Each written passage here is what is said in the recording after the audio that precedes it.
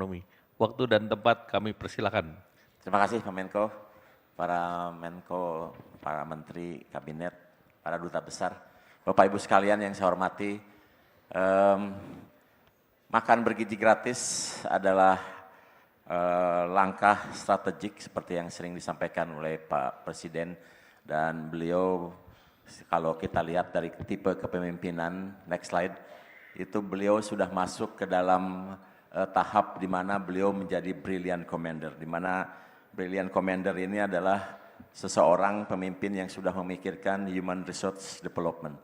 Dan ini penting sekali karena Indonesia masih tumbuh 6 orang per menit, 3 juta per tahun, dan masih akan tumbuh mencapai 324 juta di tahun 2045. Dan bukan pertumbuhannya yang dipermasalahkan, tetapi berasal dari mana pertumbuhan penduduk di Indonesia, yang kita tahu bahwa penduduk Indonesia mayoritas tumbuh atau lahir dari orang tua yang pendidikannya 9 tahun.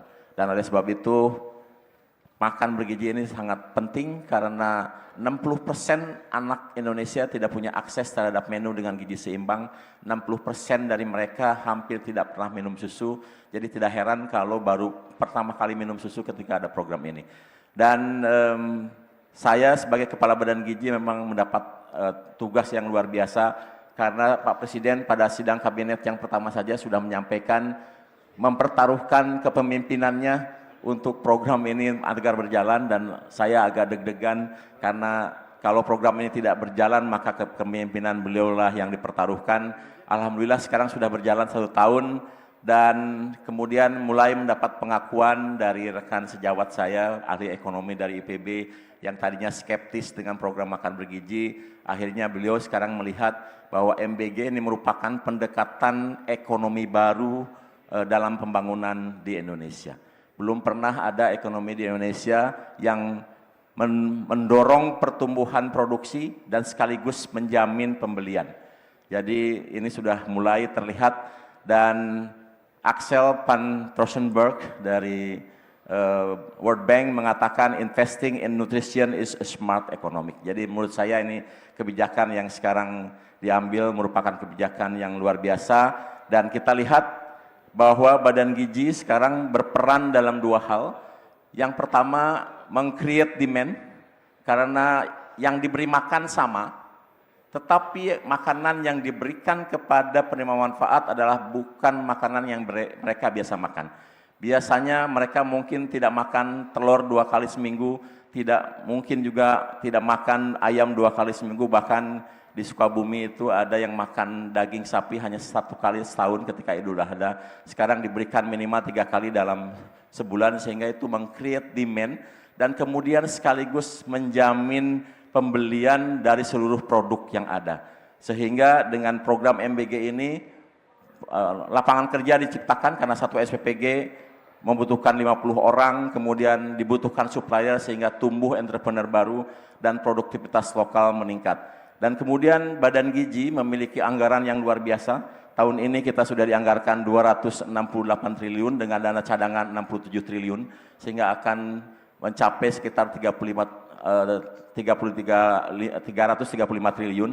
Dan jangan lupa bahwa 93% dari anggaran tersebut itu dialirkan oleh Badan Gizi melalui KPPN langsung ke Satuan Pelayanan Pemenuhan Gizi di setiap SPPG di setiap provinsi, di kampung-kampung, dan uang yang cair kepada mereka rata-rata setiap bulan itu hampir 1 miliar, di mana 70% digunakan untuk beli bahan baku, 20% digunakan untuk biaya operasional termasuk gaji relawan, dan 10% diberikan untuk insentif bagi mereka yang kemudian membangun SPPG di setiap lokasi.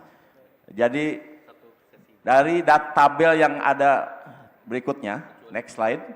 Nah, dari tabel yang ada, ini adalah sebaran SPPG yang ada di setiap provinsi, di mana misalnya Aceh itu sudah ada 608 SPPG, kemudian Jawa Barat itu sudah ada 5.295 SPPG, itu mencerminkan jumlah uang yang beredar di daerah tersebut, kali 1 miliar.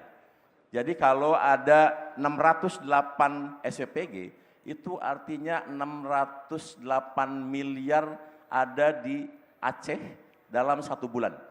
Kemudian di Jawa Barat ada 5.295 SPPG, itu artinya ada 5,295 triliun per bulan di Jawa Barat. Sehingga kalau kita lihat di proyeksi uang beredar saat ini 1,5 bulan, itu kita sudah proyeksikan ada 29 triliun uang sudah beredar di masyarakat, dan masing-masing ini dimiliki dan menyebar merata di seluruh provinsi.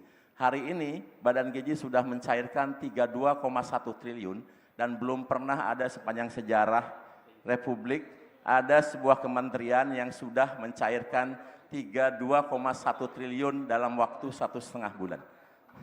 Dan itu 70% untuk beli bahan baku, 20% untuk bayar biaya operasional, dan 10% untuk memberikan insentif kepada mereka yang melakukan bantuan di dalam program makan bergizi gratis. Dan BPS tahun 2025 sudah memberikan kajian bahwa Rp1 yang dikeluarkan oleh Badan Gizi itu akan menumbuhkan ekonomi kurang lebih 7 kalinya. Ini sama seperti prediksi World Bank, di mana investasi terhadap nutrisi akan memberikan return 23 kalinya, itu pun untuk jangka panjang. Nah, ini basis jangka pendek, kita belum menghitung bagaimana anak sehat menjadi produktif 20 tahun ke depan.